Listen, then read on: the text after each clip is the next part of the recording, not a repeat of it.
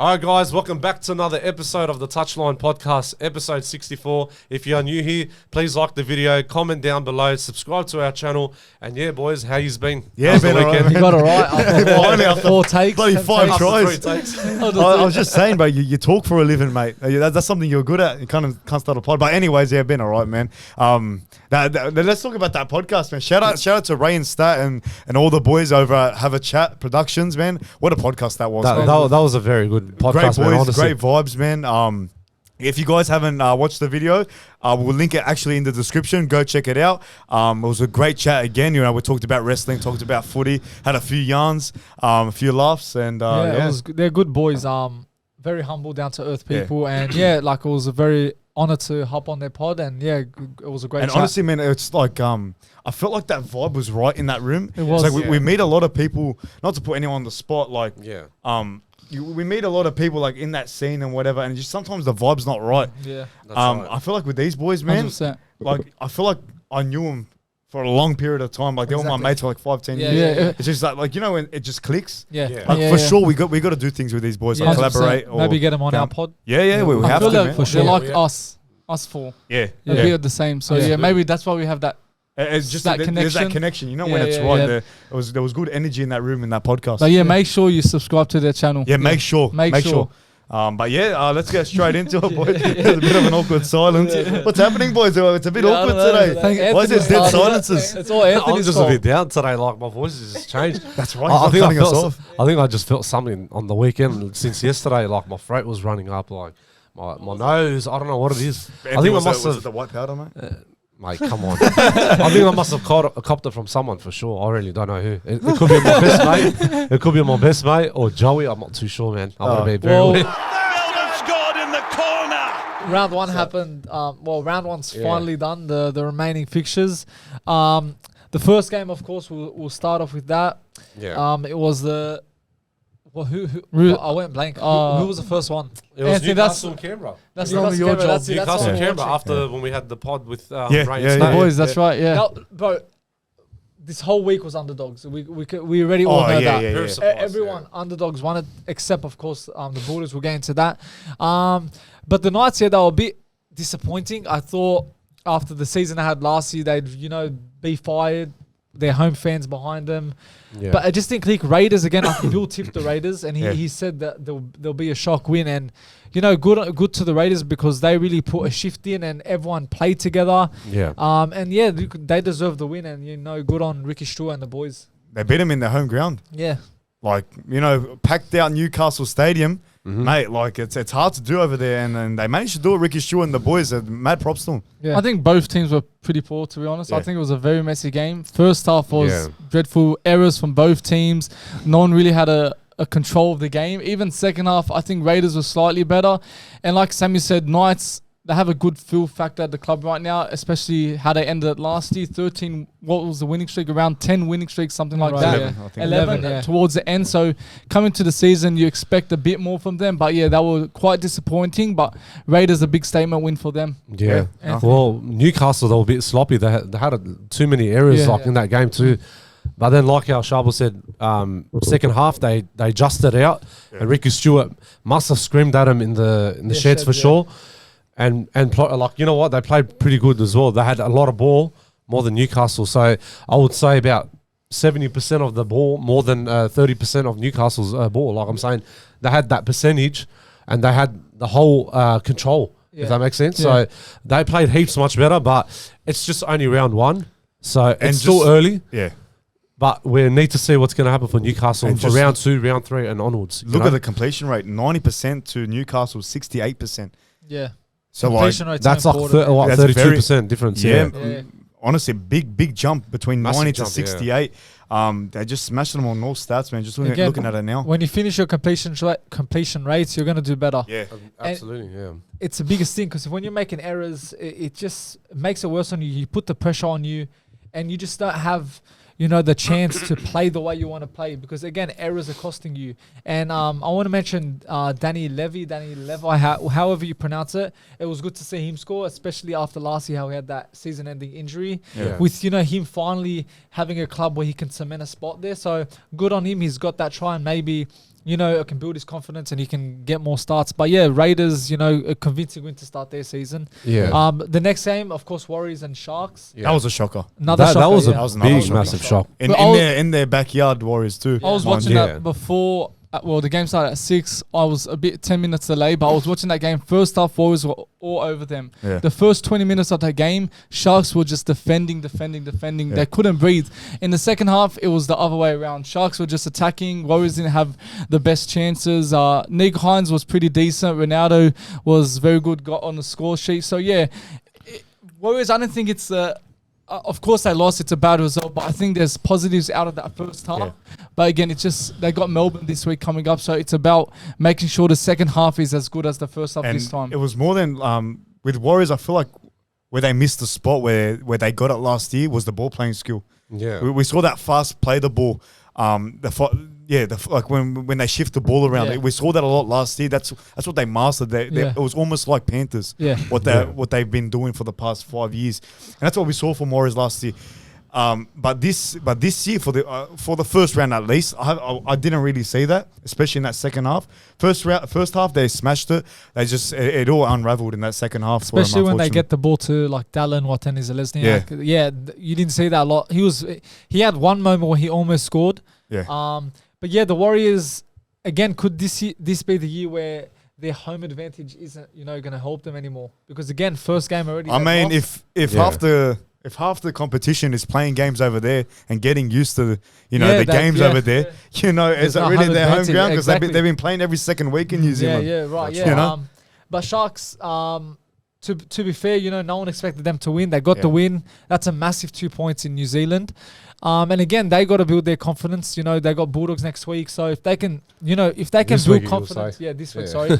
If they can build confidence from this win, again, I know a lot of people predicted them out of top 8. And I know it's for round 1, but still, it's so important to build confidence when you're playing. So, good on them. I think they got the win. Warriors in the first half, like I said, they dominated that game. I think heading into the second half, I think they were a bit maybe over themselves, thinking that they've got the control over Sharks. And because Sharks were dreadful in the first half, like I mentioned. And I think that got them a bit too excited. And I think that just motivated Sharks to get the win because Warriors just took their foot off off the gas. Bro, the next game. That was a shock, that one. 8-0. That was a good game, man. Storm beat Panthers 8-0. The Panthers are the only team this round to go scoreless. That's what a game. What are your opinions on that game, man? I told you guys about Melbourne. I honestly think they're going to have... I know it's first round, but that was like the old Melbourne Storm. That defensive effort, the gutsy defense, attack was... Of course, Penrith had a good defense as well, but what Melbourne brought was like prime Melbourne days, and it was good to see that because we haven't seen that the last couple of years from Melbourne, and it's good to see, like, of course, we don't want to see Melbourne be the best team again because we just kept seeing them win premiership after premiership like Penrith.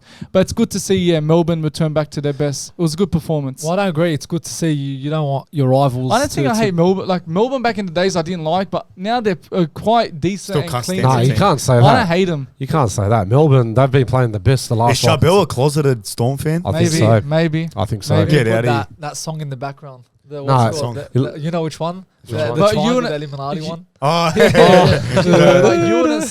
You wouldn't say that you. So you're saying that this Melbourne team is still the same 10 years ago? No, they're good. No, they are good. But when like you got Slater, Cronk, Smith, but they were the best players back in the days because you weren't like in that generation. Like that was I know you were, generation. but like you were young that time. But when I remembered watching them, they had the best game of all time. Like but we developed that hate because of that 2012 grand final. That's why. I know. But look, they're still the best players of all time. You know in that. regards to the game, Panthers, you can't expect anything else because they played the way they did. But just for some reason they couldn't score because the Melbourne defense was just like you couldn't break them. So that's the problem. Defense wins you attack wins you games, but the defense wins you trophies.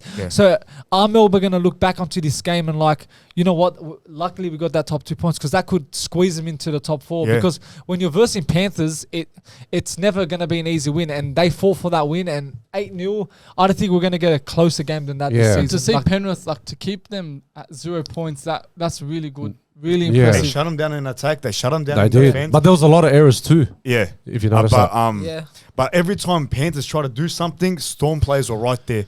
you had about, I think there was one play where they went to the right side, and then there was about 6 players on one attacker. Yeah. That says levels to me. Like, as a fan watching that, and then watching those reigning premiers struggle against Storm, Craig Bellamy, it's like he was studying him all preseason. Like, this is what has to be done to shut down the Panthers, and he ended up doing it. I think we've seen a lot of teams this year focus on their defense. Look at Melbourne. You could say even Panthers, they only conceded 8. Bulldogs, for moments, our defense was good. Sharks only letting 12 points with the Warriors away from home, and when Warriors were dominating that first half. So you can already see round 1 that a lot of teams have really fixed up their defense. How about that one moment? Sorry, man. How about the one moment? Who was it that ran into the inside shoulder where that could have been a try for Panthers? Oh, Taylor May, and then was it Sonny Luke that scored? Was it that one? Yeah, Sonny Luke scored it. Yeah. Jerome Law interfered with the play. Yeah. Was it Jerome Law? It was Jerome Law. I don't think that was an obstruction. No, that was... Oh, yeah, the Shepherd. No, not the Shepherd. When Sonny Luke scored, Jerome interfered. Yeah, when it was the kick. Contact, but yeah, it was no contact. Interfered. So I didn't agree on that, man. It didn't affect the play.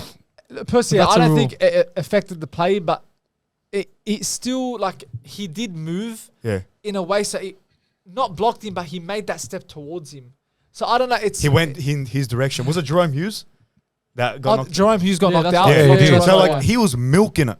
Yeah, in a way he did milk it. So that's what I hate about this game. That was a spectacular try. Like, if that could have been. Taylor May was outstanding. I think Melbourne players did defend well, but he was the man of the match for me. He was crazy. Like, last year it was a long season-ending injury. Was an ACL, I'm pretty sure, something like that. Yeah. And that just probably gave him the motivation to smash it this year and cement his spot. Considering Alamoti's at that club, so he probably had that caution that he may not start this year, but that was an excellent performance, and he could be maybe Origin one day. Yeah. Can he? Origin? I think he can. I don't know if he can. It depends what nationality he is. No, he's Samoan, but he was born here. I think so he's you're allowed to. It's like how Brian Big shout for Taylor May. If he keeps this up, Yeah. that was one of the best centre performances I've seen in a while. Yeah, that was very good. Well, let's move on to the doggies now. 5:30. Yeah, what's the result that we wanted? That was disgusting. Who wants to start it off? I'll put my house on it. I'll put my house on it. Yeah, well, you're the one that's... And I still will put my house on it. It's just round 1. We lacked in every single area you could have lacked in with attack, defense. I mean, the first 10 minutes was all right. It was 8-0. It was 8-0, I think it was, something like that. Yeah, it was. So, like, even the commentators were saying, the performance wasn't reflecting the score, which was good. Defensively, we were doing all right, but then it all just unraveled, man. Just nothing was going our way. Parallel all over us, and then you know, Dogs. That second half hits, we just lose hope. Adokar gets injured. And that was a big thing, man. Yeah, but they just said today that good thing is that he's cleared out of his injury. So round 5. He comes back round 3. Round 3 to 5, they said. Yeah, you reckon? Yeah. I actually read the article today. They're saying 3 to 5. He could play against Titans. It wasn't a fracture. I think it was. I don't know what it was, but it was 3 to 5 rounds. But it was tough to see, man. Just like it's only give us a break, man. Give us a break. All year last year, we were like it was just injuries after injuries after injuries after injuries, and then round 1 we get our main player, Josh Adokar, getting injured. Like Fox, I don't think he got injured at Melbourne, and when he comes to Dogs, already he's got 2 big. Of course, this one's not big, but still, he's getting injured when he comes to the team. And I don't know, just someone's cursed us or something. And I thought the ball playing skills would have been better for the Dogs. Yeah. There was moments in attack where it looked decent, but it just wasn't to the level that I expected it to be. Yeah. For me, for the first half, I think defensively we were good. I just think when you're defending that many times and making that many errors, you're going to concede eventually. You're not going to defend and concede no tries. Only Melbourne are a team to do like that, or Penrith, the big guns. Yeah. And the second half, again, we didn't have enough attacking moments. I think when we watch Sharks this week, I think we'll see if our attack has really improved in our defense. But I still think there's a long way for Dogs. And what I saw against Eels, in a way, some parts were promising. You can see we're building something. There's a foundation in defense, but still attacks where the problem is for me. Yeah. That's the big question mark. I agree with you, Charbel. Look, I watched the whole game as well. My mates, everyone went full dead silent too. But Parramatta, they were just all over us. Their attack, their defense was like superb. And don't forget, their forward pack, man, they were all over us. Destroyed us. But the problem is for us, we did adjust the last 20 minutes of the game before it was ended. But we still got a long way on our attack. Our defense is really good. They've stepped up. They've helped each other out. But I think now they've learned their lesson with their communication, because the communication is the most important part on the field when you're speaking to each other, helping each other out on the field. But the attack was the biggest problem for me, because I do not think Drew Hutchinson should be the halfback in that first game. I think Toby Sexton was meant to be the talking halfback about of the that, game. for me, I'm actually starting to get sick of these, like us signing players and letting him go. That's what I said. When we haven't let him go, but again, putting him in reserve, showing that we don't trust him. Because I mentioned that last year about Dufty, Vaughan, I can go on. The players we signed for 1 year and let them go. Like, when you're building a club, you need to stick with the same players for the next 3 to 4 years. You cannot keep on chopping and changing, because you cannot build a chemistry, the connection within the team, and you can't win games by just keep on changing the squad. It can never work like that. You need to keep, like this team, build it for the next 3 to 4 years, and you become the successsual club you want to be. But look, positive news that Christian Crichton, Stephen Crichton, sorry, on his debut put his try. First try. That was good. nice to see. That was nice to see. And Blake Wilson too. I want to go back on Bill's point about no spreading, how we didn't spread the ball a lot. The one time we did, we scored. And again, we need us, like, the attack is the biggest problem. It is. The amount of times we were, in that second half, we were in Parramatta's half more often than the first half, but our attack looked very flat. Like, it was. How many times can you do hit-ups? 1 tackle hit-up, 2 tackle hit-up, 3 tackle hit-up, 4 tackle hit-up. You got to start spreading the ball. Especially when you're losing. Make some space, take on a center and then flick pass it to the winger. Drag him in so that there's more space. But again, that's the biggest problem. We have no style in our attack. And I know it's round 1. Maybe we will see that eventually. But right now, defense is good. Defense is solid. Last year, Bulldogs would have conceded 50 points. Oh, yeah. Yeah. And still 26-8 is not a score you want. But it's better than nothing, because the way we played. We got to fix up on the errors, because if you're a first grade team, if you're a first grade player, you can't be making that many mistakes, because again, it's going to cost you. So Absolutely. I'd say I'm not ecstatic about, how we were round 1, because people are saying, defensive this, defensive that. But again, I'm not happy about that round 1 performance. It wasn't even that good, to be honest. No, it wasn't. I'll be more worried.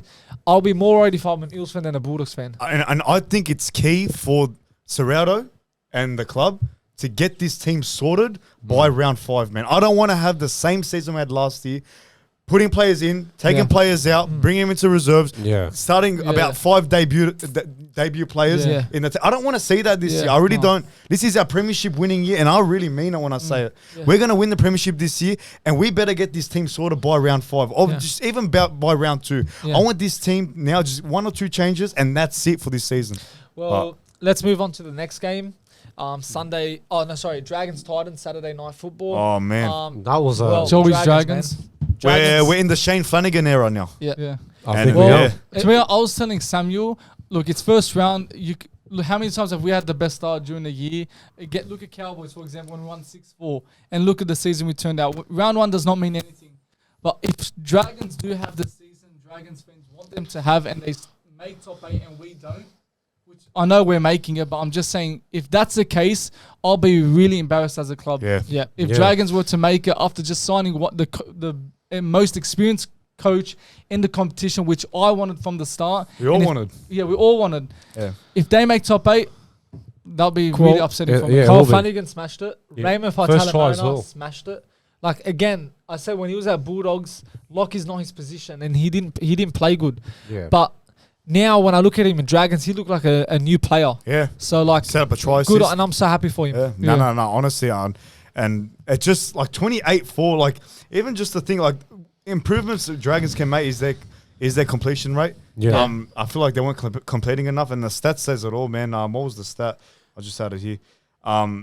It was on a 3% difference anyways, but like I feel like they played exceptionally well. You can tell there's been a shift in the Dragons play style. Attacking is crazy. How good is Sloan? Yeah, a hat-trick. Scored a hat-trick, man. If this bloke continues consistently throughout the whole season, he'll get better and better. Man, like honestly, like he's going to be one to be reckoned with. Look, Sloan is good, and again, he can have those performances where he really stands out. But the problem with him is his consistency. Yeah. He'll have a 10 out of 10 performance today, and then watch him against Dolphins who have the worst game. Exactly. So with Sloan, he has to just keep his head in the game. He's still young and he has a lot of potential. But as even Ben Hunt had an exceptional game. Oh, yeah. So Dragons fan, first performance, inside of round one, how the NRL is going to look, they should be happy with And what I Shane haven't Flanagan's seen this done. from Dragons in a while. Like I haven't seen them smash a team like a team that's on their level. I haven't seen it in a while, so that's why I feel it's a different Dragons in my eyes. But Titans, I think it was really bad from them, that was very especially with poor. Hasler. I thought they'll be a bit better. Yeah, that was poor from Titans. Hello, 2015. Oh my God, I started dying when I heard that. Even Ben Hunt, as soon as that happened, he started laughing. About it, yeah. Oh man, that was the same position off the kickoff. That moment will never leave him. No, Never. that's it. We did it again. Yeah, it's in Butterfingers. It's in his DNA. I start to think, can Hasler really get this team ticking, Titans? Because he joined Manly, a massive club, Dogs, a massive club where he can get them to finals footy and he had like well experience and world class plays in certain positions. But Titans, are they really tough to get top 8 under him? It's too early. Like, I know it's too early, but I don't think so. Something inside of me saying, I'm looking at that ladder, this ladder as it stands after round one. Something tells me, since it's all underdogs, it's the ones who are at the bottom of this ladder after round one will be the top 8. Okay. And I genuinely say So that. that be in regards to your tips when you're gonna flip them, of course. So Titans win. Is that what you mean? No, I'm just saying. Saying the ladder now. The ladder as it stands after round one. They will be top. You got Dragons at number 1. I reckon it flips on itself. Do you think and then so? whoever's on the bottom 8 right now, whoever's on the bottom 8 right now, Yeah. I reckon that would flip into the top 8. Look, you can say there's a few teams that will stay in that same in the ladder, but the rest, I don't know. It's going to be very tough. Look, let's go this to year. the It's final very tough. game. Cowboys and Dolphins. 43. Hammered them. Absolutely hammered 43. them. Dolphins there put up a fire. They got a few points on the board. But Cowboys, again, with every team we've said, it's round one. Yeah. But Cowboys, again, they just got to stay focused because, again, they can really, repeat what they did 2 years ago and made the top 4. So that was a very, very good performance. Valentine Holmes was very, very good. Yeah, man. Cowboys, what more can you expect? That's a 10 out of 10 performance. I think that was the best game of the week, to be honest. Yeah. Like with Valentine Holmes and even Tom Deaton as well. Tom Deaton played pretty good too. Yeah, Deaton. Yeah. He always plays. I think I tipped Dolphins to win that game. Yeah, you did. Yeah, I really thought Cowboys. Yeah, I thought they'd win, man. But it's only round one, I guess. Yeah, we see how it unfolds. Yeah, in the coming but year. they played pretty good, so you can't complain about Even it. Scott I think that was a highlight of the week. That's what I'm gonna say. Even Drinkwater, he didn't get any try assists, or he didn't. He tried, but he did really look good. He looked composed. He still looked the Scott Drinkwater from last year. He was making meters, trying to create chances. So if like Sammy said, if they can really focus and not get distracted and take game by game, who knows where they can be by the end of the year. Absolutely. Okay, let's move on to the round two tips, preview. Let's go. Okay, so we got the first game on Thursday night. We got Brisbane Broncos versus South Sydney Rabbitohs. Anthony, you go first. Yeah, who you tipping? Quick, so we'll just do a quick tip. Summary and then tip. Yeah, quick tips. Well, since they both lost in the Vegas round, I can see a bit of performance from Rabbitohs. They played better, but Brisbane was very short. Broncos weren't good. So I'll say, I don't know. I think I might tip for Broncos, man. I'm going to put Broncos by an edge. Okay. Look, it's a bit. Oh, go Bill. I'm gonna. I think. Look, man, if Latrell has an exceptional game, I know they're at home Broncos, but if Latrell really shows up for this game, and I reckon I think he will.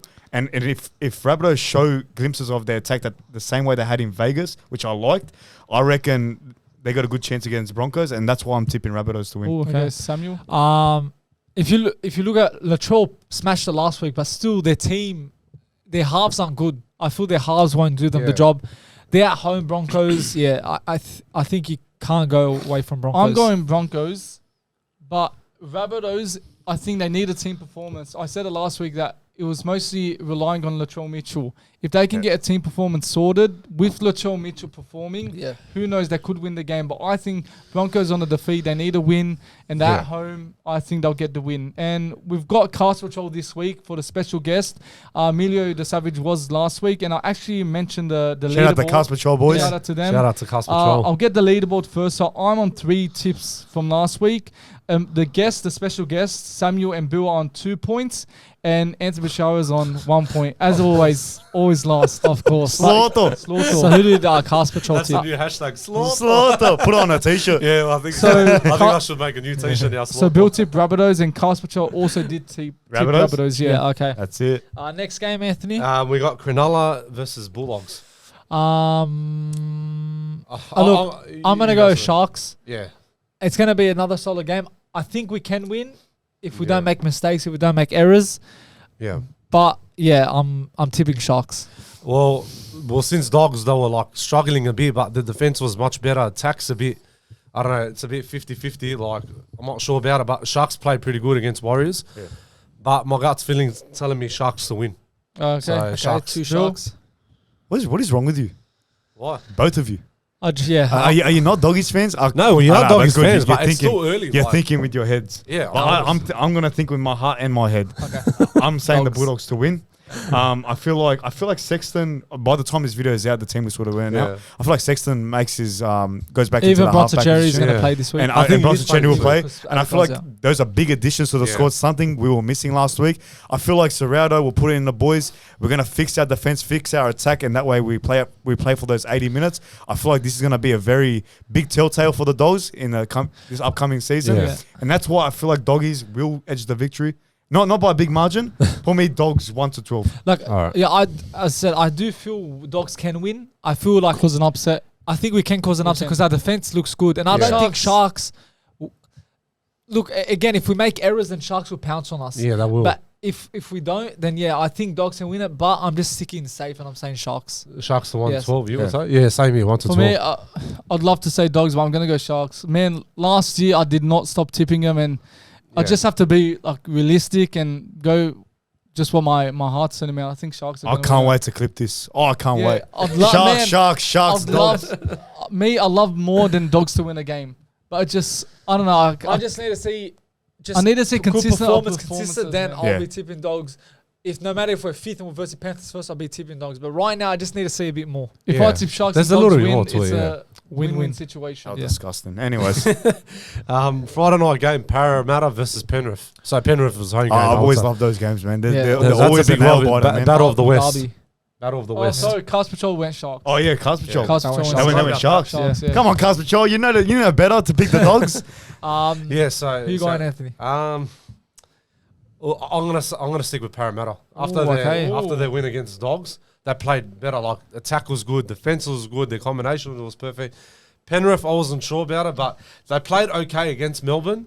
But my gut's feeling telling me Parramatta. I think 1-12. I'm going Panthers. I think, again, I said if I was a Para fan, I'd be more worried Yeah. than being a Dogs fan because their performance, to be honest, was not up to standards. You had a team that's been together for 4 or 5 years versus a team that just knew and you couldn't even get past their defense.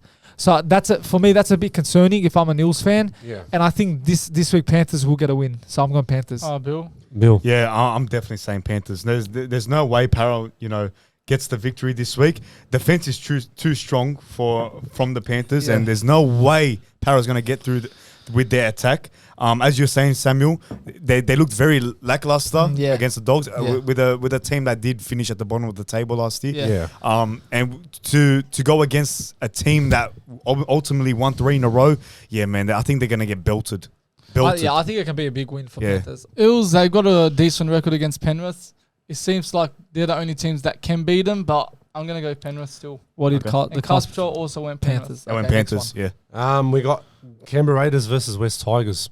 We thought we forgot about West Tigers because they had the bye They round. had the bye. First round. Did you hear? Yeah, They won by golden point. 1 point only. I was gonna say. Look, it'll be go, good to Sam? see Tigers on the field. Back-to-back wooden spoon. So Yeah. I hope we see something new from them, refreshing. But I can't tip against the Raiders. So yeah, I'm going Raiders. I'm sticking with Canberra too. After their performance against Newcastle, they played pretty good. But I hope Alex Fell, like what I said in that bold prediction, that he'll get a try this year. At least 2 tries or 3 tries, whatever. If that happens in that game, I'm happy. If it doesn't, it's probably during the season. But I'm sticking with Canberra, 1-12. Up the mighty West Tigers. They're going to win this game. Bill's Yeah, got the 'cause upset. they're look. fresh. That's what they're fresh. Hey, what did I say last week? No, I you tipped got it Dragons right. to I'm win. saying you got it Everyone was right. saying, why are you tipping Dragons? No, you got. But I'm tipping Bill's Tigers. got a soft spot for Tigers. You always tip them. Oh, I love them. Even I actually last year. I love the Tigers. Shout out to every Tigers Is fan. Bill really a Dogs But- fan? Am I? Is he a Dogs fan? I don't know, but anyways, Should we but, put that song back in? but Canberra did really play good against Knights. But I feel like Tigers. I don't know, man. Okay. Something is Maybe they'll come out Alex, fighting. Alex 12 try. Who knows? Bill Tigers. Nice. Myself going Raiders and Cast Patrol also are going for Raiders. Okay, next one. I mean, Raiders. Anthony. Okay. All right, so Cowboys are versus Newcastle Knights. That's a big game. Nah, I wouldn't say a big game. I think it's going to be an easy defeat. I think Cowboys are going to dominate Newcastle. Yeah, So I would say 13 plus. I mean, Cowboys are favourite. Yeah, they Cowboys are are favourites. So 13 favourites. plus. I'm going to go.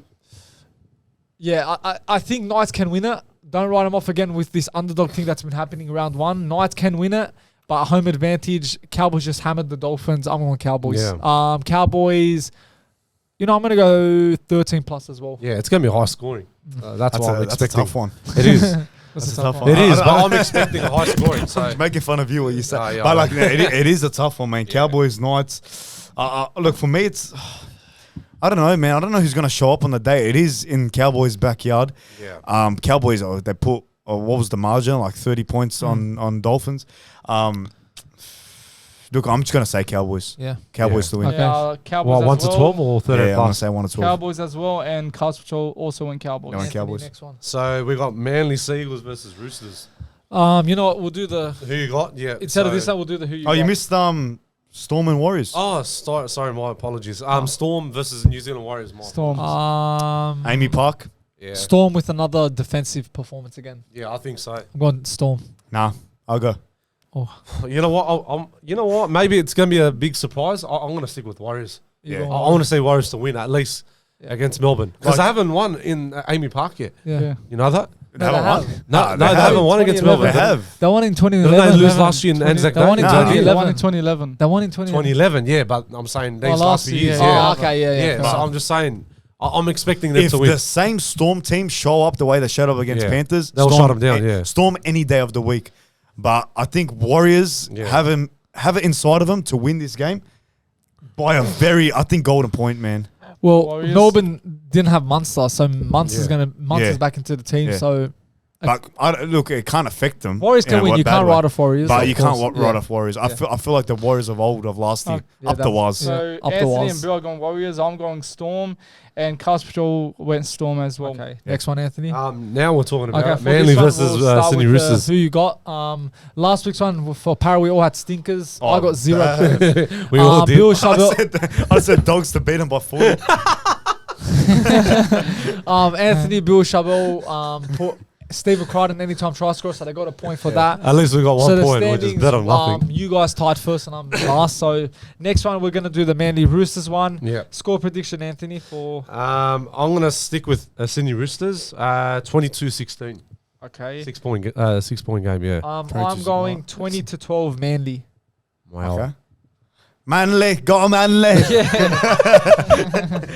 Bill, who'd you go? Which Bonos? Yeah, Bonos. Bonos. Go Manly. Manly. Anyways, I went 16-12 Roosters. 16-12. Charbel. I'm going 26-16 Roosters. Wow. 16-12 Roosters. And And Bill, what did you go? Charbel, what did Cast you go? Patrol went Charbel, what Roosters did as you well, go? just to say that. What did you go for? score prediction? 26-16. 26? 16. Cast Patrol went to Roosters. was Roosters it? as well, yeah. So I'm the only one Not that a bad went shout. Manly. Okay, Anthony, anytime. Well, as you can tell last week, Joseph Manu, anytime try scorer. I'm putting him again. I went Tom Trbojevic. Okay. Bill, who did you go I for? went Teddy, James Tedesco. Nice one. I went Daniel Tupou. Okay, Is this first try scorer? anytime. No, Oh, anytime. Yeah. Just to make Charbel sure. went Daniel Tupou. Anthony, I need your first try First try scorer. scorer, I'm sticking with Daniel Tupou. First try scorer. Who? Daniel Tupou. No, who asked? Oh, no, okay. Daniel Tupou. I went Ruben Garrick. Ruben Garrick, I went. Bill? First try scorer, I said Jason Saab. Okay, Jason Saab. I went Daniel Tupou, first try scorer. Again, so you won that. Next one. Man of the match. I'm going to go stick with the captain, James Tedesco. And me Teddy. Tedesco too. Tedesco. I went Tom Trbojevic. Charbel went James Tedesco. Bill, who'd you I go said Manu, Joseph Manu. for? That's a good one. Okay. Yeah. Joey Manu. Okay, and finally, bold prediction. I put Terrell May and Nathan Brown to score. Terrell May. And Nathan Brown to score. Okay, May and Brown to score. I went Tedesco, HIA, and fails test. Wow. I don't know. I'm Who? feeling Tedesco is going to get concussed. concussed and he'll get out. So that's my See, one. I have that feeling, but with someone else Okay. on the opposite so who's team. that? So I'm saying Tommy Turbo to score 1 and get injured. Okay, score 1 and injured. I'm Okay. going Charbel, Tedesco 1 try, 2 try. No, did I say no? Tedesco 2 tries. A try assist 2 tries, a try assist. and 200 meters plus gained. 1 try assist and 200-meter gain. Okay. That's a wrap up to who you got. Oh, no, you missed one more game. No, I'm saying wrap up to who you got. Wrapping up to who you got.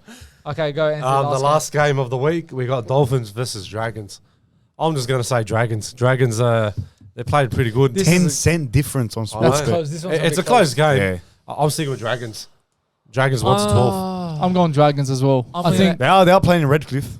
Yeah. Yeah. But they'll still play better. I don't know, man. This one could go either way. I'm getting 2012 vibes for Dragons. Yeah, I think so. Ah, Or you're even getting- the you're 2010 getting ahead of Well, yourself. Well, I'm at Dogs, how we played in 2012. I'm getting with them. Okay, New I'm gonna coach. I'm gonna go New Dragons. coach. We've got I'm Hasler, going they've got Dragons. Going Flanagan. Dragons?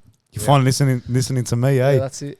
You got, what do you got? Dolphins. I went Dragons too. Dragons? Yeah. Where did you go? Dragons. I'm And going who to did say Casper Patrol go for as well? I'm going to say Dragons. I'm going to say Dragons. Yeah, where did the boys go? Castle, yeah, they did go Dragons. They went as well. Dragons. Okay, that's a wrap up to the round 1 review and the round 2 preview, and also the who you got. Now, you know, we spoke about the Josh Adaka injury, so Yeah. you know we'll move on to Wayne Bennet now. He's linked with the Eels. Wayne Bennet. Where's Abu Wayne Bennett? He's linked to the Eels in 2025. But I also want to raise a question about: do you think the Bulldogs should try and get him if Serraldo turns out not to be the man? 100%, man. Look, I'm really not. I'm not lying when I say like Serraldo is the man.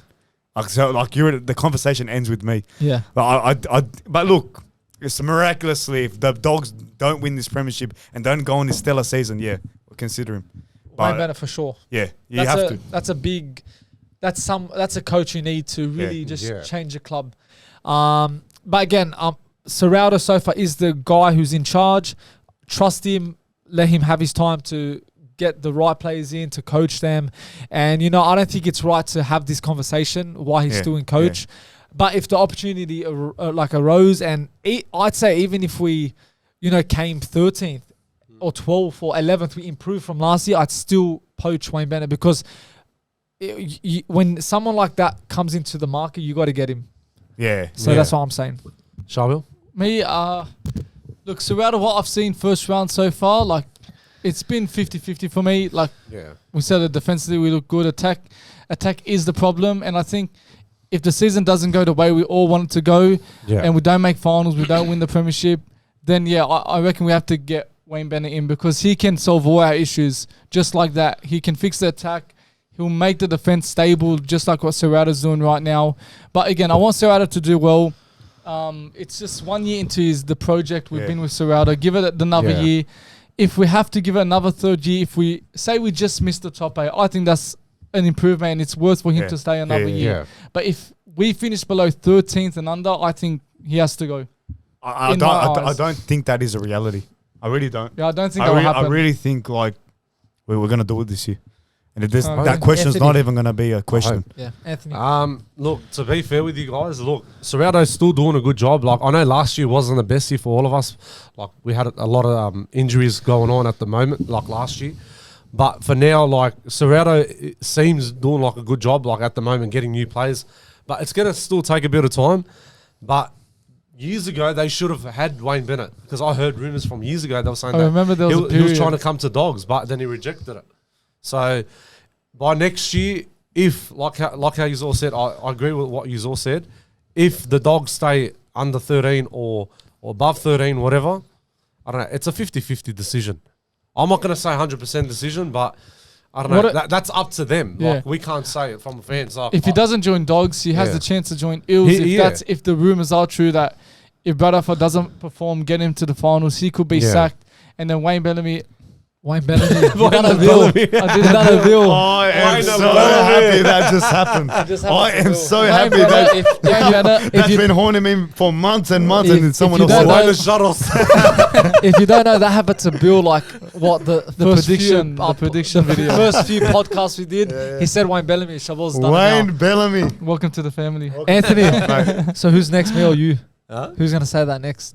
I think you. I think you. Nah, I think it's you, mate. Yeah, but I think anyways, it's so you. about Eels, I'll be very worried if they were to get him. Yeah. Because what happened? Eels are missing that elite coach that can give him the premiership, and he has every credential to get him the premiership. He can end He's that done it drought. on every stage, bro. But again, I just feel Para won't win it. I'm gonna say they'll never win it. Yeah, they're never going to win it. They're I never think gonna I win agree they're with that. going to be the longest club without a premiership. For sure. I'm just saying. No, it is true. I'm being for real. Yeah. it. They're not going to win for sure, guarantee. They'll go a century without a. Look, you know, I had this conversation yesterday with my mate because we're watching the UFC.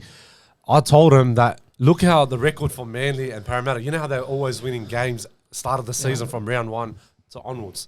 Yeah. But during the season, they always stuff up with injuries or suspensions. And then they go downhill, they stay like 11 position or 12 positions. Yeah.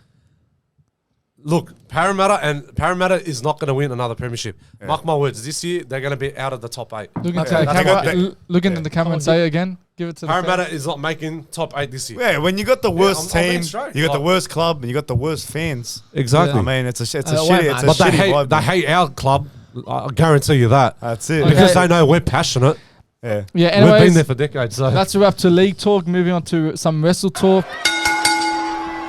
As you know, the Beast Lesnar has returned. He's on the, not returned officially, but he's on the WWE roster.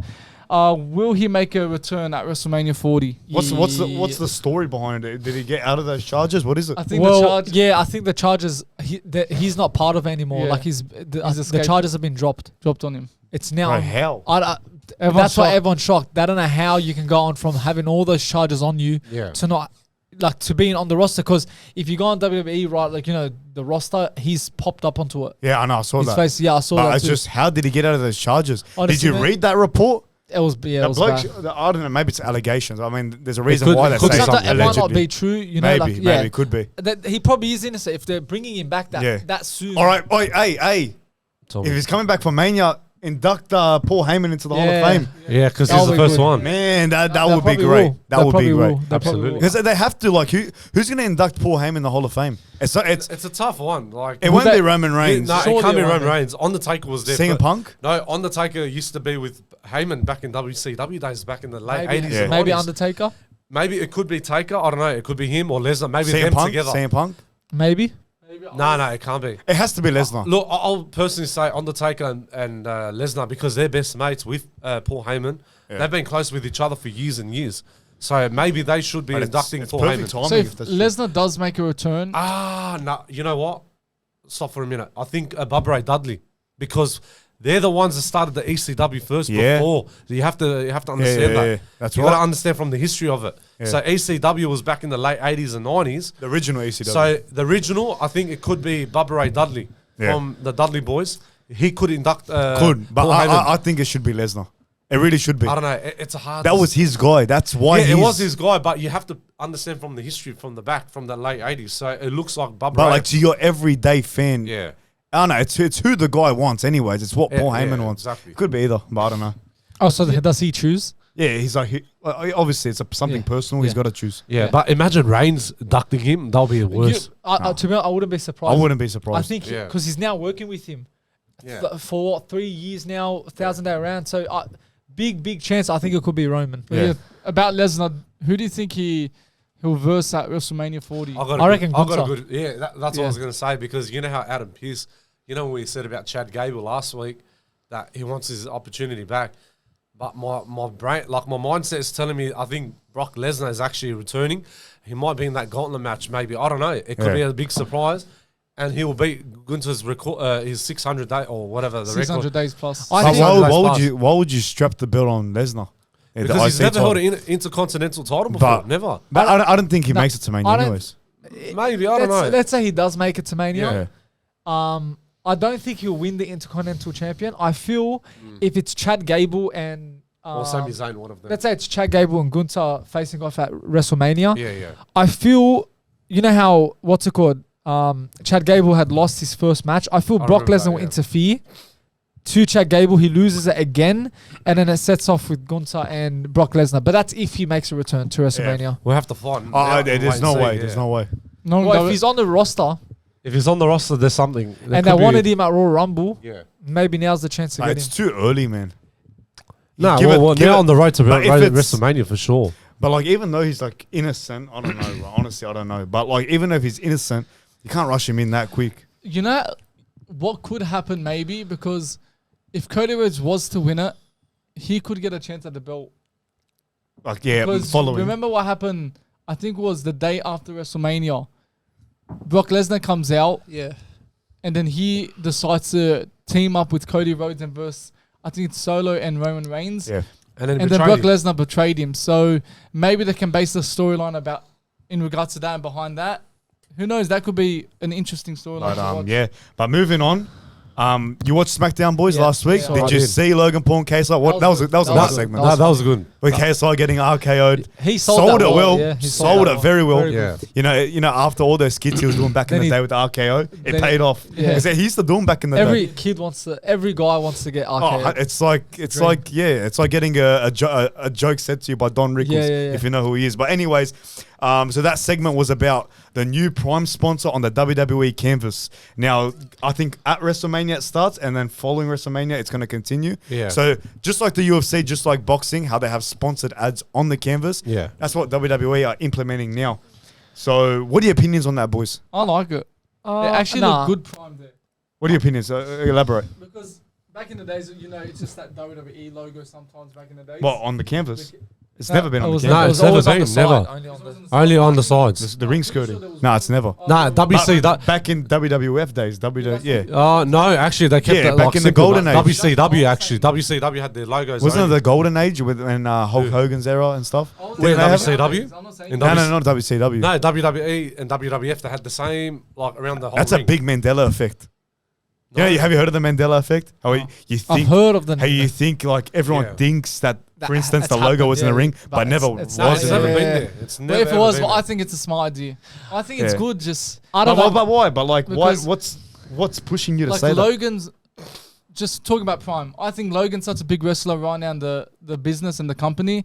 I think not only just to promote his business, but just say once a month, just change the canvas, and it just, I think it's good to bring something different into the business. Just putting something onto that canvas. I don't know. That's just my opinion, to be honest. Personally, for me, I don't like it. Me too. I Maybe don't like for it. that one night, yeah, like Yeah. it's good, you Yeah. know, let them see it. But Or like a big main event, say like a it pay-per-view. just looks odd. The prime bottle Yes. under the ring. Yeah. For me, it's not good. For me, you Not bad. think back to legendary moments. For Yeah. instance, the streak getting broken. Imagine Brock Lesnar broke that streak, and then the visual is Undertaker sitting in the ring, standing in the ring with a prime bottle under his feet. It makes legendary WrestleMania moments and any other moment in WWE look cheap. Fair And enough. you could say this. You could look. You can raise the argument. UFC have it on their canvas. They have legendary moments. McGregor knocking out at 13 seconds. You got sponsors all over the. Yeah. and it doesn't make the moment look cheap. But I don't know when you've been used to seeing WWE, your whole life, and then having that sudden change. Maybe it's like getting maybe we got to get used to it. yeah. Maybe we have to get used to it. Maybe. But I just feel like right now where I stand on it, it's gonna make because WWE are built on moments, legendary moments. Yeah. UFC are built on great fights Yes. And and championship moments, too. but mainly fights. Yeah. So that's why I think it works in their favor a bit more. UFC in comparison to WWE. In 5 to 10 years time, it's like, for instance, I'm gonna put this perfectly. It's like putting stickers on a MacBook. Yeah, It makes the that's- MacBook look cheap. Cheap, yeah. Does, yeah. So like, You rather keep original. keep it original, I make it feel look so is clean. Prime gonna be there? Yeah. on the It's canvas. gonna be there like, permanently. So I it looks think- like they're starting to make it now. Like Yeah. not only Prime, but I- any other I sponsors. think coming putting up. it there is the ring is where you get the main attention. Yeah. Yes. I think don't put it there because, as you said, it makes it look cheap. Put it somewhere else, you know, where it doesn't have. Like, of course, people can see it, but it doesn't ruin how a WWE like moment can look. And I know exactly what you're talking about. You put it next to the ring post. That's Put what I was like a going to say. little- Exactly what I was Put going to a say. little prime bottle Yeah. on the edge, and it'll be alright. Yeah, that's it. But I feel like this is the start.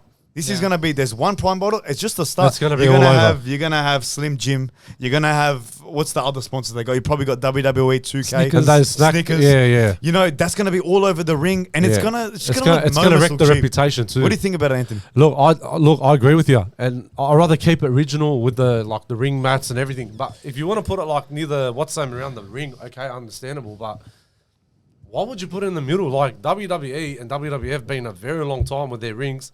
They always kept the OG, like how you said about moments, about history. You know, I personally don't think it should be there on that spot. Yeah.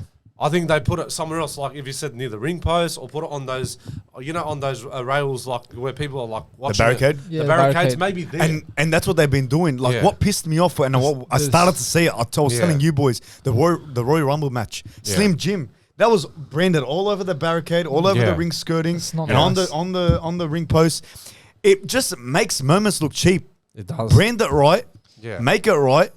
It's something so small, but I look at the finer details, man, with that sort of stuff. And I don't agree with it. Yeah, me too. Yeah, like well, if you want to do it somewhere, go do it with the merch or go to the canteen or whatever. Like they will promote the prime and all that. But you don't want to put in a ring. I think that's a very bad call. Look, you can tell Vince McMahon's not in charge anymore. Yeah. For how long that wasn't in the ring. But if you're saying prime now, what's the next sponsor going to be on that ring? That's it's going to gonna be be- bad. Michelle Imagine Steam everyone's cleaning going to say, take that off. Michelle is steam business. Come on, man. Cleaning. We're on the other side of the world. Do you reckon one day when Logan loses the belt, Kay signed that team up and it's a tag team called Primes? Or say what I don't know, Nah, Primers. Prime No, team. KSI, I think Prime we'll get a team. match one day. Yeah, it has to. They will get a match, Logan Paul and him. Yeah. But let's talk about Seth and Cody with Rock and Roman, that segment on SmackDown. For the first time, we see Rock getting yelled at by Seth Rollins. And that was actually a good moment. Yelling him, like who you are. Everyone started chanting diarrhea and all. That was funny, that one. They finally accepted it, and then Cody Rhodes gets his revenge and slaps The Rock. Well, I think that's a good move for that because you know what? I think Seth Rollins had enough after the whole drama and that controversial. But it's all building by the storyline anyways. Because we know what we're going to expect at Mania. It could think that Rock is going to turn on Roman Reigns. It looks like it will happen. Yeah. That's why that storyline's building up. But I'm just scared that Rollins going to turn it around and hit Cody Rhodes. That's my biggest fear. Someone's going to betray someone, man. That's all we But know. everyone's saying that it looks like The Rock and Roman Reigns. It's heading that direction. It apparently looks like it's going to end. The for Rock, sure. the first time apparently was an accident. Yeah.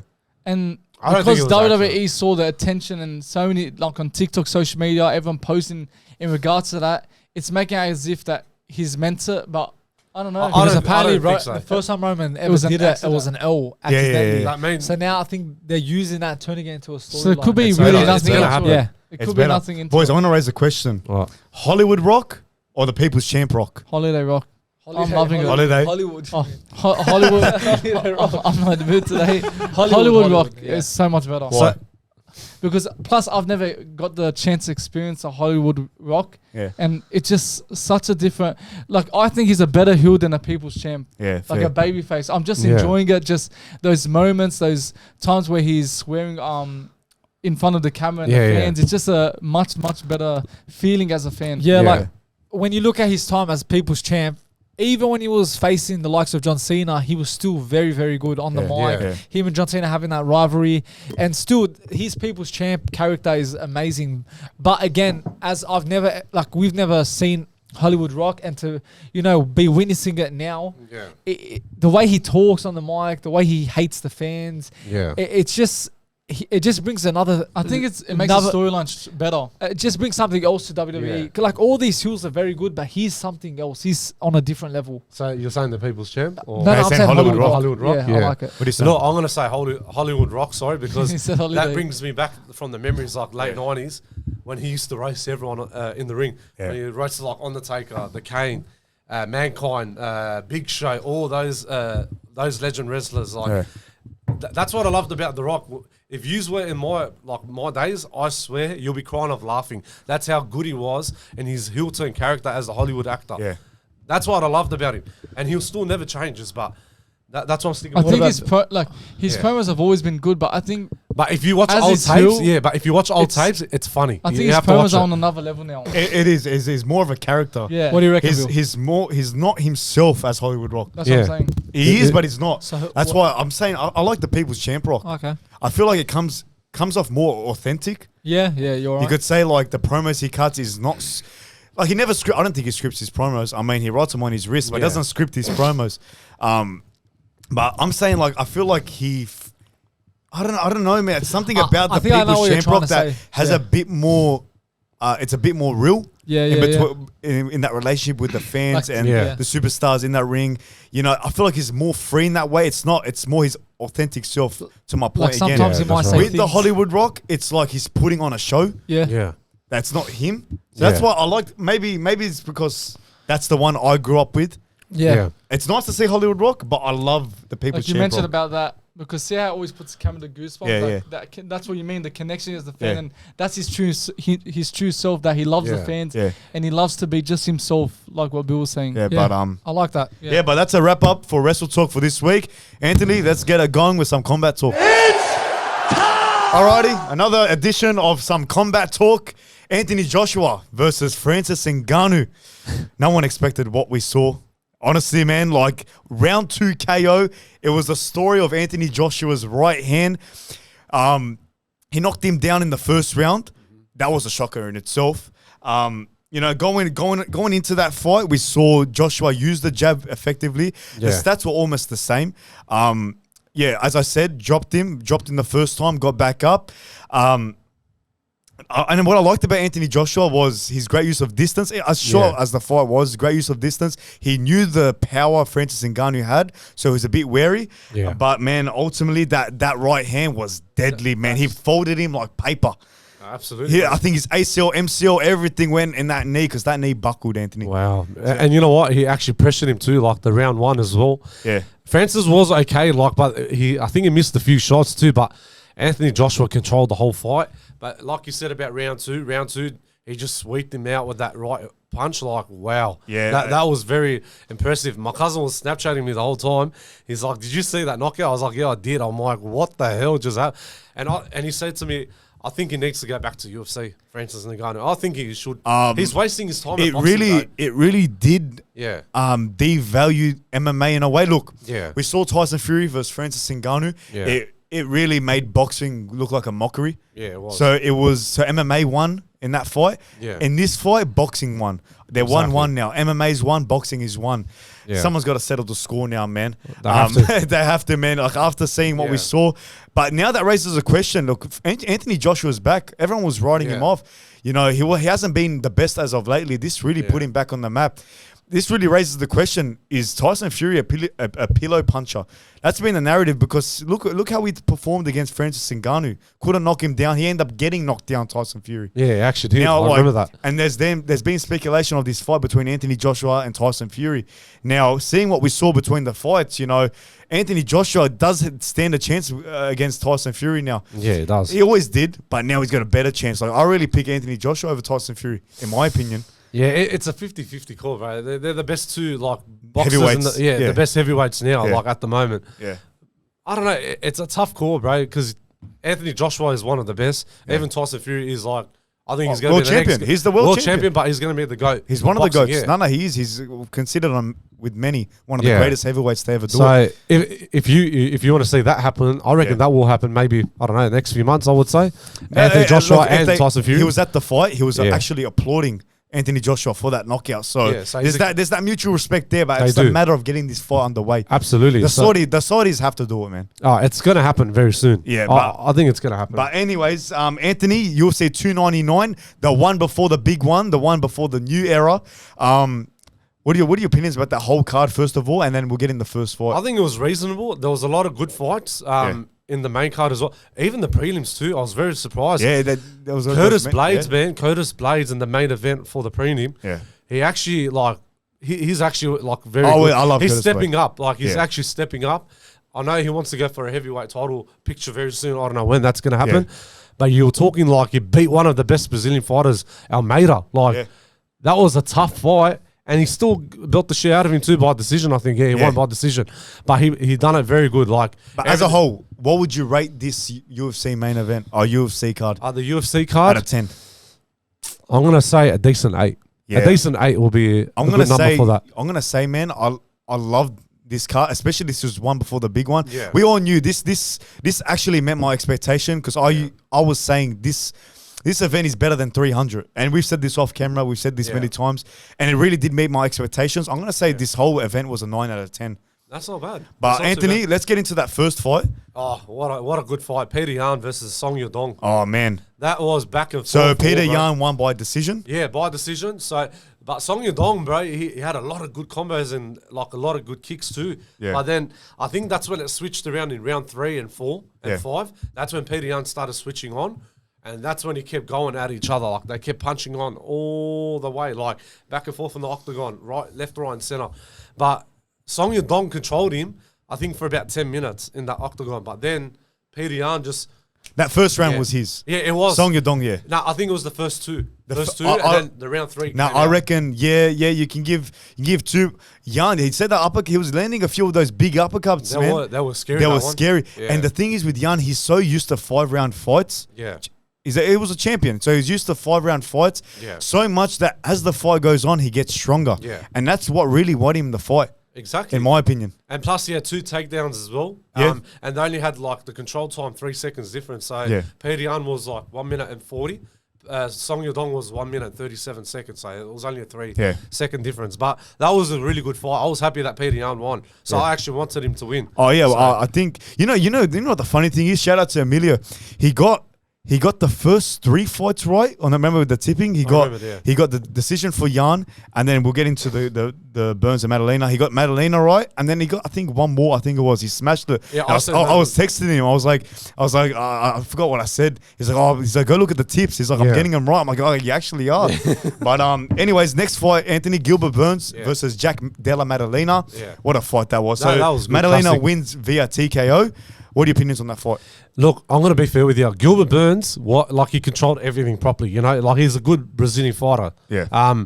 But Jack Madalena, was struggling a bit in the first round. I could see it. Yeah. Like, he was wobbling a bit. But, bro, those connected punches from Gilbert Burns to Jack Madalena, like, that scared me, a bit. I thought Jack was going to get knocked out either round 1 or round 2. Yeah. But then he just started stepping up. That's when Jack Madalena started connecting in. And then he controlled everything properly. But he had 85 total strikes, more than Gilbert Burns. Yeah. But I didn't see Gilbert Burns after round 3. Like, he was struggling a little bit, but then Jack, controlled everything properly majority of the fight. Yeah, man. I feel I was like very surprised. Burns was taking control of that fight. He did. Really, if that went to decision, Burns would have won it, in my opinion. But don't forget 7 takedowns by Gilbert Burns. Yeah. What the hell was that? And that was annoying the first round. That was scared annoying for Madalena, man. Yeah. It got towards the point where I thought it was going to get submitted. Gets out of... off the ground, lands that knee, and ultimately gets that TKO. Man, he really needed it. That was the best. He needed it. I mean, was it the right hand? Yeah, it was the right hand. It was the right hand that dropped him. But that 7 takedowns was annoying us. Like, me and my mates were watching it. I'm like, how many takedowns are you getting? Like 7 takedowns, we get it. Like, we don't want to see. That's his specialty. Yeah, I know. He knew Madalena's more of a striker. Yeah. So he had to. He was more advantage in the grappling game. Yeah, it was. But anyways, it's great win for Madalena, man. Like he improves to 17-0 in his career. So 17 straight wins. So man, he's making his way up in that division. In that welterweight division. Like I'm so certain he's gonna win the belt one day. I hope so. Maybe it could be next year. If he gets a couple of fights this year, I think it will happen. And then maybe he'll step up for the world title picture. I reckon next year. Just with his volume of punches in that fight and just the pressure he puts, man, he's different from a lot of fighters in that division. Yeah, because sometimes he's a bit sloppy, but then he'll click in after a few rounds later. Then that's when he switches on. Yeah. That's why his weakness. He doesn't focus in the first round. That's why his coach are always screaming at him. Switch on. Don't switch off. You need to be focused. That makes sense? Yeah. Moving on. Kevin Holland versus Michael Venom Page. So MVP wins his debut via unanimous decision. Anthony, what are your opinions on that fight? Like how I said about the whole UFC card, it was 8 out of 10. Yeah. I think this was like a stand-up fight, to be honest. Like, they were doing like these little, those character, especially MVP. That's like, MVP for you, man. You can't change. Like you can't change. Yeah. And then, I don't know if you saw Kevin Holland. He was trying to like mock him back. At the end. At the end, yeah. But then, the problem was with Kevin Holland, he was actually struggling to try to find a way to punch Michael Page. That was hard. Michael Page, because he has that karate. He's very, too, man. He's very bouncy on that feet. Yeah. He's more of a counter puncher, and he's very unorthodox. You see how he was on the side, and he's like going like. He's very silly the way he fights, which works for him, man. But he'll get you, like he'll get. That's what I'm saying. Like he's like a sniper waiting for that bang. Yeah. He'd wait around, bang, bang, and he's quick with it. He closes that distance well, which really won him the fight. And I feel like Holland was figuring him out as the fight went on, but Michael Page was too strong for him, man. He was too good for him. But Kevin Holland was so confused. He didn't know what to do. Yeah. He was panicking, but not just panicking. Like, he was stressing out. Like, he's like, I'm trying to get this bloke. I want to try and hit him back and forth. Yeah. You can't. He was circling around that octagon very well. The footwork was immaculate. Yeah. It's everything you want in your debut. And not to mention, as we were saying, the character in himself in that octagon, talking funny. shit, doing those little dance moves. We started laughing, me and my mates. I'm like, what the hell is this? But Michael Page, because he came from Bellator, right, and he became one of the best too. Yeah. And I think he's won championships as well in Bellator. Yeah. And like another thing, man, those spinning elbows, those back elbows, man. Yeah. He landed him about 3 connected times. a lot, man. And to Holland's credit, man, didn't drop him. So which was surprising in a way. Very surprised, yeah. But yeah, MVP wins his debut in the UFC. Moving on, co-main event, man, Dustin Poirier's back, baby. Yeah, versus Benoit Saint Denis. So Poirier wins via KO in round 2. Yeah. Anthony, what do you think? Bro, look, I betted for Saint Denis to win, but everyone said I think Dustin Porier was going to win it for sure. Round 1, I thought that's it. Dustin was gone. Like, he was getting belted by Saint Denis. Like, Benoit, I'm being serious. Like, I was watching him, man. Yeah, I was watching it too. Yeah. Bro, I thought Dustin was gone because those punches were scary from Saint Denis. Like, I was like, that's it. He's going to be done. Like, and I don't know what's going to happen then. He could retire and this and that. But then I said to my mates, I said, wait till round 2. Something's going to switch on. Yeah. Like, It's always the round 2 in the UFC. Round 2, he just pumped him big time. Yeah, but and you know I was scared, man. He kept going for those guillotines, man. I was screaming. I was like, stop those guillotines, man. I'm like, what is he doing this, bloke? Stop doing it. Like, no, bloody hell. That's his specialty. Yeah, He's I know. known for his guillotine. But it was But every time he had a guillotine set in, it wasn't working out, and then he would get top mount Saint Denis, Exactly. and then it'd work in his disadvantage. It won't work. It wasn't working well for him. Exactly. So he figured that out. He stopped doing it. He lands that overhand right, and then ultimately knocks him out. But he has good boxing skills as well. Like, Dustin's very good. And I knew from the get go this wasn't going to last 5 rounds. Yeah, exactly. It was very high pace. Even the commentators were saying, Joe Rogan was saying it. It's like very high pace, high volume. Yeah. It wasn't going to go to a decision. Yeah. And again, knocks out in round 2. So now I read out a few stats. Yeah. So this was Dustin Poirier's 30th career win. Yeah. His 9th KO, tied most in the lightweight division.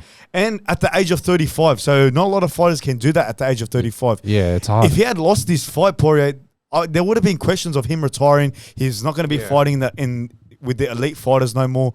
And he proved every doubter wrong, including myself, man. Yeah, he actually did. And even he said it in the press conference after the fight.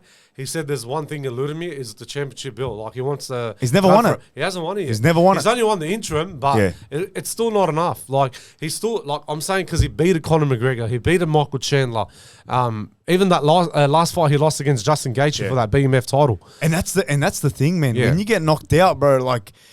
It's hard to come back from a knockout, and he came back in a big statement. He actually did, and he was the underdog too. If you not to mention that, and he stopped his hype train. Benoit Saint Denis was getting hyped by the MMA community. A lot of journalists were saying this guy's the next big thing. He could be very well the next big thing. I think he will, but it's not at this time now. But really, Dustin Poirier derailed. His hype train. He annihilated him. Him. That's it. Like, he proved why he is a legend in this sport. Now, do you give him Charles Oliveira? Do you give him Islam Makhachev? These are the questions going forward after this fight, because he's proven why he's still an elite fighter. Yeah, it is. But I don't know about Charles Oliveira. Maybe he might just step up against Islam. Yeah. I would love to see that. Well, he lost against Oliveira, was it? I think so. Back in 21. I think he did. Yeah, I think so. Like, look, man, if look, I think it's because of that shaved head. He shaved his head. He's back to the old Dustin Poirier. But now main event time, Anthony. Sugar Sean O'Malley versus Marlon Vera, Cheeto. So O'Malley wins via decision.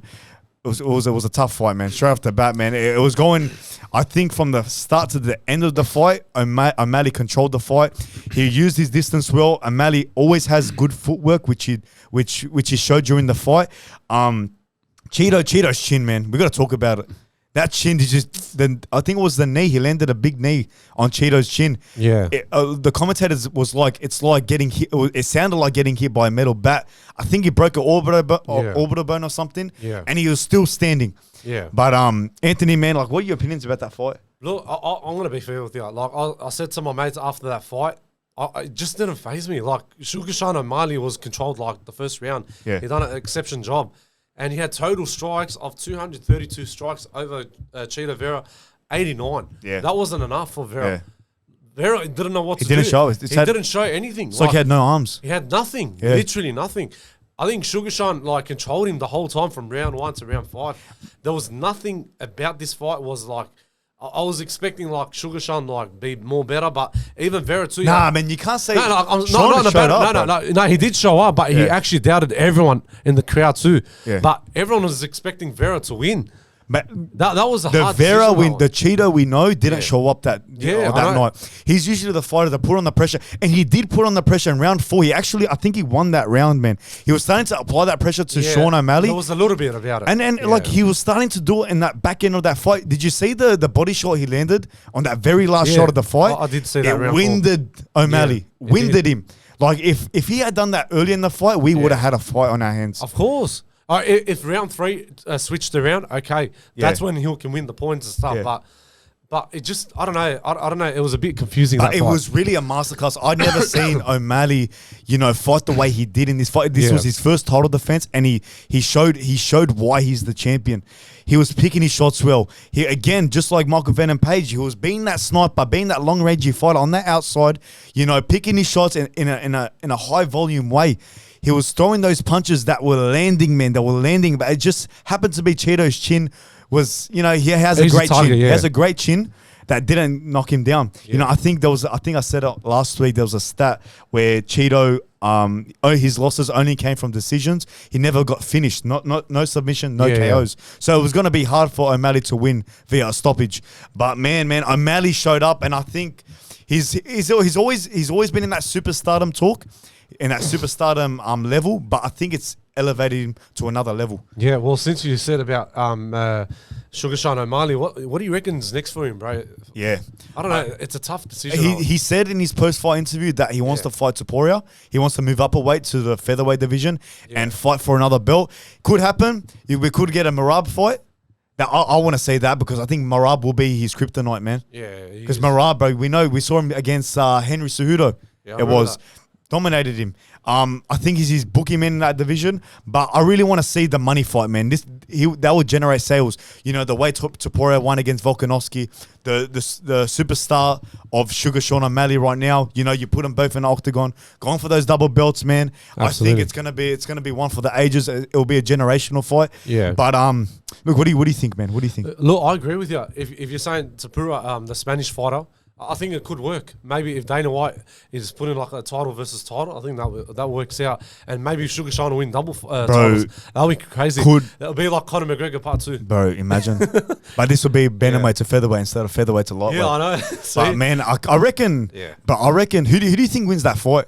Would it be Topuria? No, I think Sugar Sean. Sugar Sean he'll because he is a weight bully, man. I don't think he'll he's get in your head too, and he talks a lot of shit too. But Sugar Sean will defeat him for sure. I think Topuria.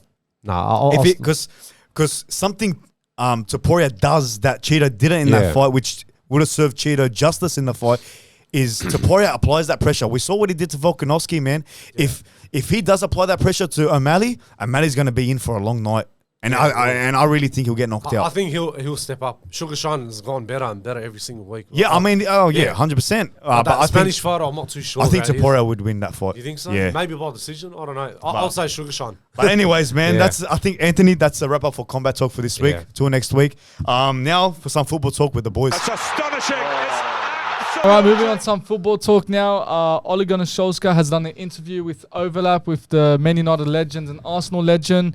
As you are the United fan, what are your thoughts on that interview that was released? Yeah, he said a lot of things where we knew, we already knew. you know, he mentioned how he wanted Haaland, he wanted Bellingham, he wanted Declan Rice, and they didn't poach him for him. And again, that just shows how bad our board is, where there's so many players these coaches want, and they're not going to buy them. Now, I'm not saying the board can buy every player a manager wants. It's impossible. But again, he wanted Haaland. We could have got Haaland for, I think he said 12 million. Yeah, somewhere around something like that. So he was at Salzburg. No, he was at Molde, sorry. And then he goes, you should get this player. And Ole Gunnar Solskjaer was there. He called him up. He said, no, you know what? No, we don't want him. He said, okay.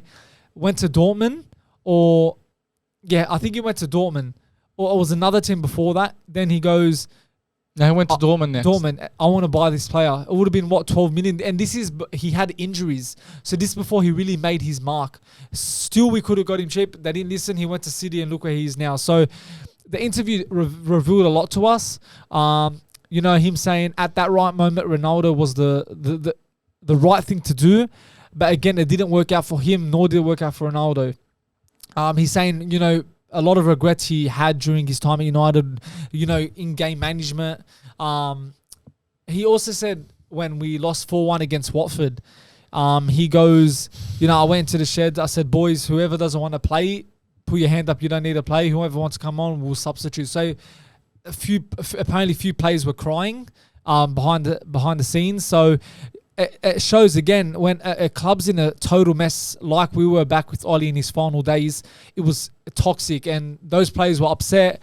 Came on, we scored a goal, 2-1, and then we end up losing 4-1. So the rest is history. I think he revealed that he got offers, but he turned them down because he just wanted to rest, you know, spend time with his family. But I think now there's rumors that he's slowly coming back to coaching, you know, Bayern's linked with him and a few other clubs. So, yeah, the interview was very good. You know, I watched all of it over the weekend, and, I've always loved Ole Gunnar Solskjaer, so much respect for him. And to this day, he still probably is the only manager that brought excitement into the club the way we played. You know, Cardiff 5-1, PSG. So he did produce a lot of good moments. And he even mentioned about that Europa League final was the downfall, and to what everything started. We started that season well. That next season, Ronaldo came in and just everything went down from there. But it was a good interview, and if you guys haven't watched it, you know, have a watch. It's a good watch. Move on to now Arsenal.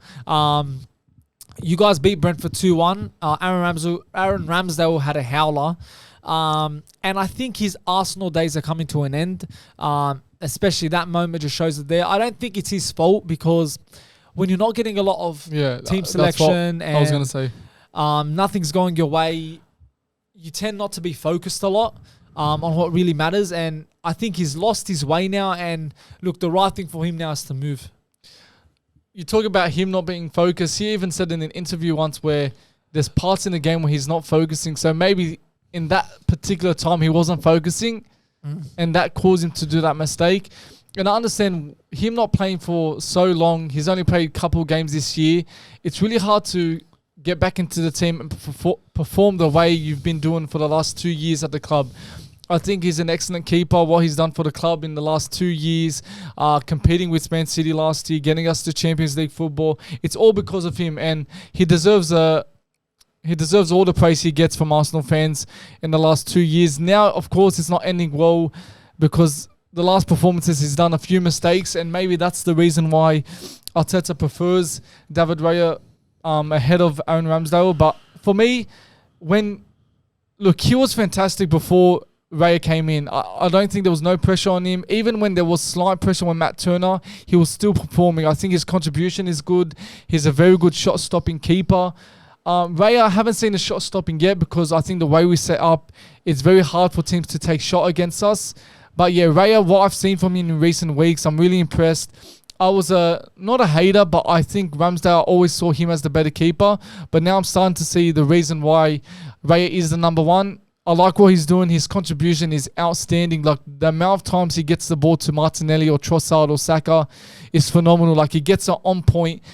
Ramsdale did similar to Trossard against who do we verse this week? Brentford. Against Brentford. what a pass that was, but it was just a bad finish from Lissandro Trossard.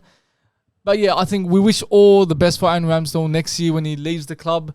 But maybe he won't leave the club. Nah, his time's up. Yeah. If Ray gets injured, that's the only chance he has of staying at the club. Honestly, I think he'll go to a club like Chelsea, maybe Bayern Munich. Neuer's time's coming to an end. But the one player that has really impressed me, and I've always said it, Kai Havertz. Kai Havertz, the majority of his time at Arsenal, he's played at midfield, and I've always said he's not a midfielder, he's a striker. How many times have I told you he's a striker? What he brings during the first, say, few games, he was playing striker at one point, just a few minutes, and especially in the Community Shield, I can see what he was bringing. He was causing lots of threats to the attack. He was winning headers when the keeper crosses or long balls are coming in, winning a lot of duels. So for me, I've always had that eye on Havertz that he's a striker, not a midfielder, and you can see what he's doing now. He's scored now 4 games in a row, which is outstanding. He's contributing assists, goals. It's not like he's scoring a goal and not performing. He's performing. He's putting 100% effort into the game, and it's good to see that he's proving all the doubters wrong. I've never been a hater. I've never been a critic of Havertz. I've always seen the potential and what he can bring to the team. I like him. And like I said, it's good that he's finally living up to the price tag we paid him. I think the only concern I have with Kai Havertz is I think he's just in a period where he's playing good. And a lot of players, every player goes to where their confidence level is up. They're enjoying their football. And then they're just in a purple patch form. But again, the only concern is that I feel... he might stop performing and he might go back to his old habits, the way he was at Chelsea. Bayer Leverkusen, he was good. He was showing some signs, but especially his time at Chelsea. And he did start his Arsenal career, with a lot of fans questioning why has Arteta bought him. He wasn't playing good. Everyone wanted him out. That's the only concern I have. I feel this purple patch form, it could continue. But again, I feel that, if it doesn't continue, he's going to go back to his old habits. And then Arsenal in this period, the fans are in the phase. And again, why did we buy him? For me, you mentioned something about he's going to drop form and it's just a purple patch. But don't know the exact statistics. But during his time at Chelsea, he's already past that number. So his best season at Chelsea, he's already passed that in 1 year at the club. So I think you saying that it's just a one-set, I don't think so. I think the way, ever since that Dubai trip, we had that rest, that 1 week off. I think we needed that. And I honestly think Arteta has tweaked a few things and has got us back to the way we were playing last year. I think he's brought us back to that system from last year. He saw that the first 17 games, it wasn't working. Yes, we were defensively strong, but we weren't scoring enough goals to win games. And that was a problem. And now... we're seeing the old Arsenal of last year, and which is great to see. And that's the reason why I think not only are we performing, but why Havertz is performing and why we're seeing the Havertz from Bayer Leverkusen. I'm not saying he's the answer at striker. Definitely not. I think Ivan Toney, you've got Mbappe on the list. There's big world-class strikers that even Ollie Watkins, I don't mind having a club that we should be signing. Havertz is a great plan B.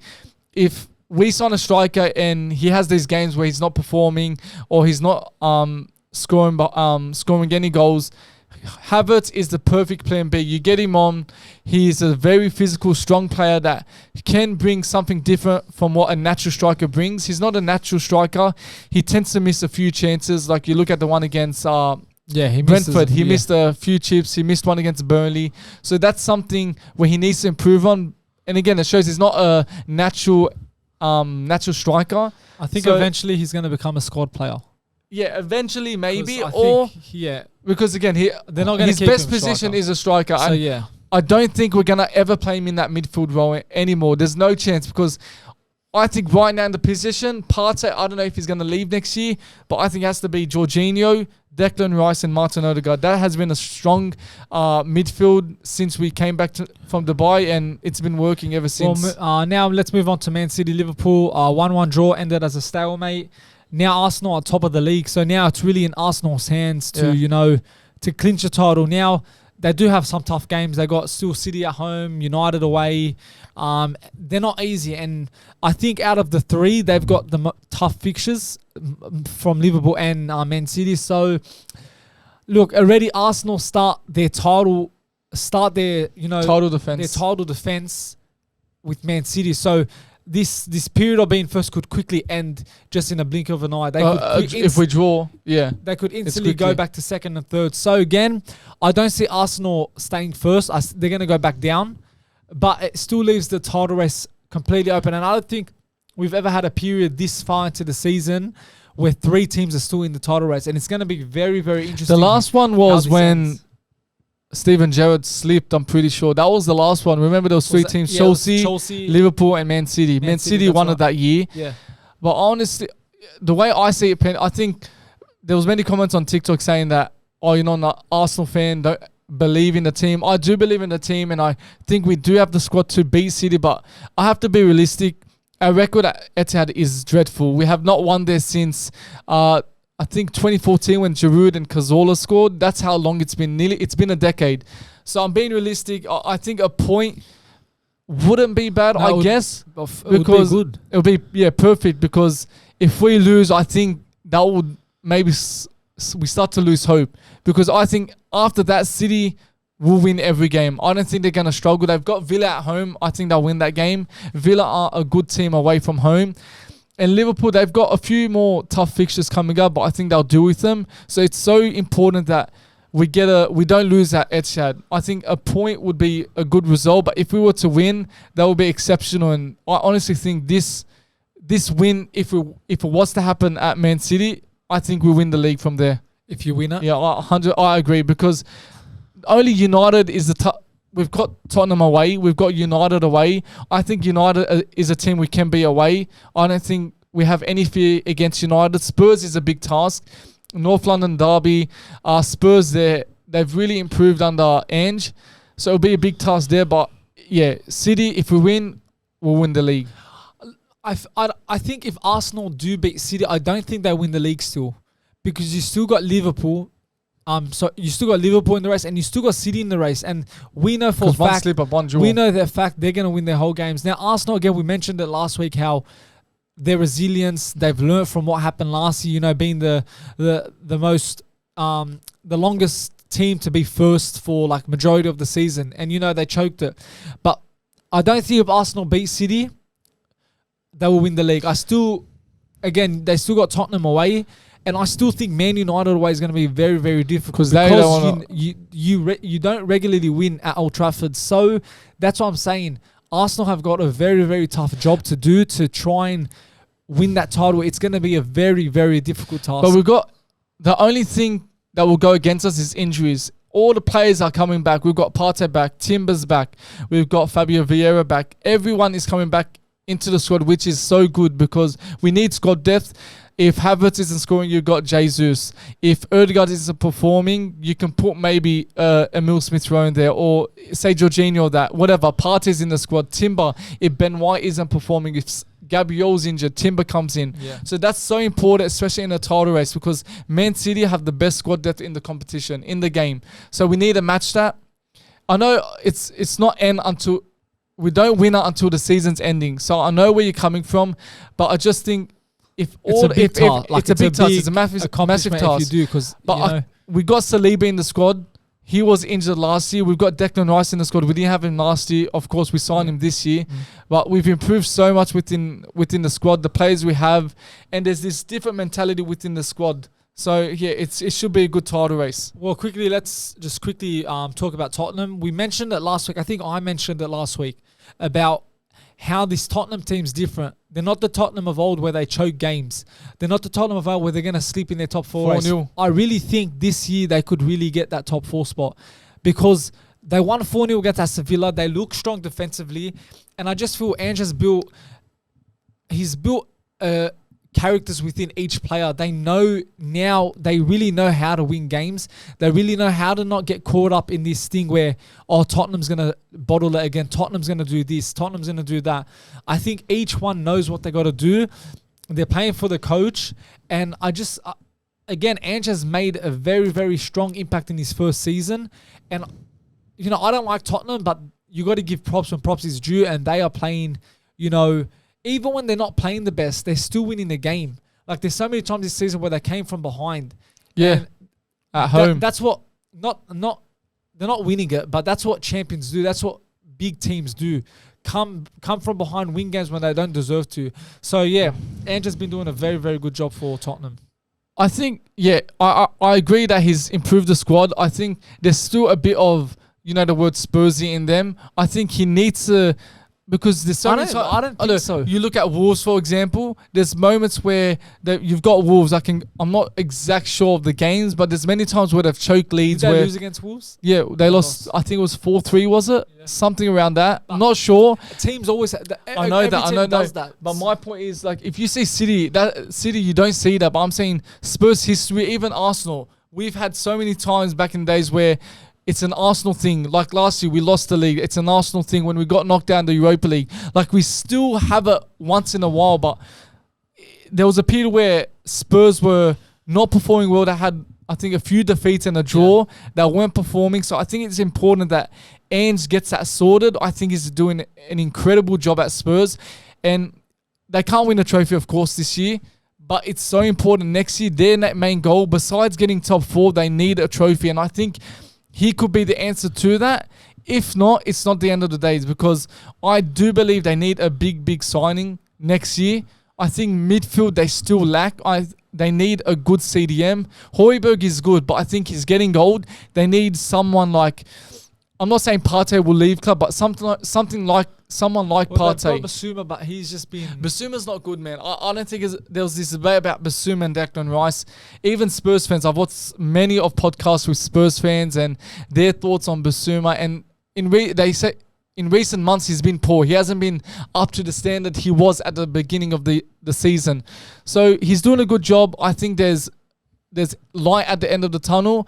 But it's, again, I think they need big signings. They need a trophy, because the more they don't win a trophy, it's really going to put Ange under really, really big pressure. And quickly, before we wrap it up, I think even if they don't win a trophy next year, but there's still progress, they still get top 4, again, they should keep him. Boys, we finally reached the end. Guys, it's a sad time right now. You're going to click off a touchline video, but... Hope you guys enjoyed. I hope you guys enjoyed the video. If you're new here, hit the like button, hit subscribe, comment down below. On the road to 1K subs. On the road to 1K, we're about 150 away. Start getting that cha-ching from it. The cha-ching. from YouTube. And don't forget what we said on the 1K subs. You forgot about that. Skydiving. It's up to these boys. I know, I'm down. You have to do it. You said you were going to do it on your own. I'm actually excited about it. You need us now. I'm actually excited about it. You do it yourself. I'll do it myself. Maybe you come with me and I'll vlog it. Okay, perfect. All right, Done. That's it. He's nervous. Hey, all right, now settled. When we hit 1,000 subscribers, Anthony Bashara is going to go how many feet in the air and jump out of a plane? Well, I think it's probably like 15,000 feet. You're doing it. I have to do it. Say it to the fans you're going to do it. I'm actually going to do it. I'm not afraid of it. We got video evidence now. Of course, I'm actually going to do it. All right, done. Get us to 1,000 subscribers. But I told the boys to do it, but they look like they're scared. I'd do it. Would you do it? It'd be more fun if you do it. Yeah, but on your own. But no, I'll personally do my own back to he's back in now. I'm actually serious. No, but it's all going to be recorded anyways. Yeah. All right, so you're doing it. Okay. I'm actually doing it. But anyways, leave a like, comment, subscribe, and we'll catch you on the next episode. I don't know which camera to look at.